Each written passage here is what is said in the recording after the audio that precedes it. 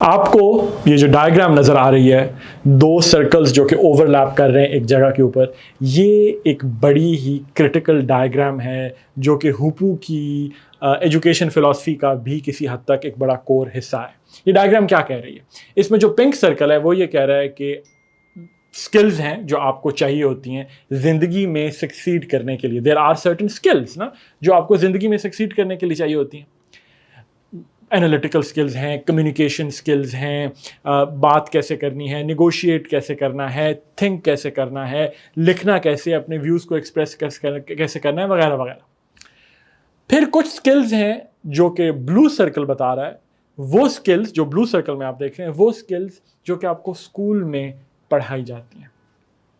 अब ये स्किल्स आपस में नेसेसरीली पूरी तरह मिलती नहीं है। ऐसा नहीं है कि जो कुछ स्कूल में पढ़ाया जाता है वो असल ज़िंदगी में काम आता है। एक पोर्शन है जो कि ब्लैक वाला हिस्सा, शेडेड रीजन, ब्लैक वाला हिस्सा बता रहा है, दिखा रहा है विजुअली आपको कि स्कूल में जो कुछ आप सीखते हैं उसका एक हिस्सा है जो आपको रियल लाइफ में आगे ज़िंदगी भर काम आता है, बशर्ते के इसलिए उस ब्लैक एरिया पे हमने लिखा हुआ है फोकस ऑन दिस।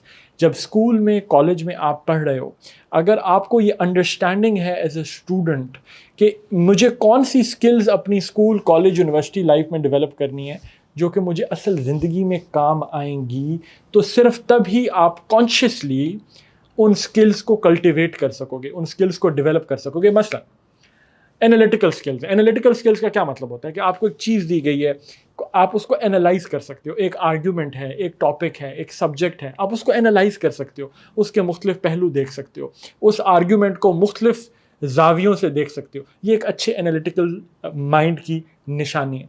लेकिन अगर आपने अपना स्कूल, यूनिवर्सिटी, कॉलेज लाइफ सिर्फ रट्टा और इम्तिहान के पीछे गुजार दी, तो आपने जो ब्लैक शेडेड एरिया है उस पर फोकस नहीं किया। आप खाली ब्लू वाले सर्कल में रह गए। आप खाली सोचते रह गए कि स्कूल में बस इम्तिहान पास करना है, जीपीए लाना है, ग्रेड लाना है, नंबर लाने हैं, बस। आपने वो जो स्किल्स आगे ज़िंदगी में काम आनी है वो डेवलप नहीं की, तो वहाँ प्रॉब्लम होता है। फिर बच्चे कहते हैं कि बिल्कुल हम रेडी नहीं थे।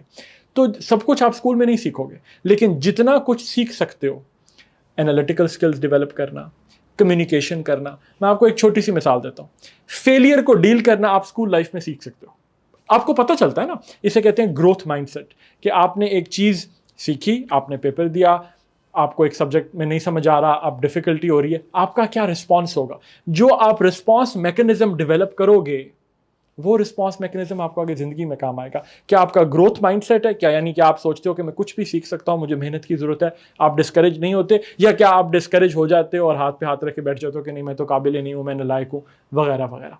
तो इस डायग्राम का मकसद ये है, इसका पर्पज़ ये है कि आप कॉन्शियसली, आप स्टूडेंट्स अपनी स्कूल, कॉलेज, यूनिवर्सिटी लाइफ में उन स्किल्स पर, यानी एनालिटिकल स्किल्स, यानी communication skills, thinking skills, setback को किस तरह डील करना है, इन सब स्किल्स को कॉन्शियसली डेवलप करो, ताकि आपकी रियल लाइफ में जैसे आप आगे अपनी जॉब्स में जाओ, करियर्स में जाओ, ये स्किल्स आपको काम आ सकें।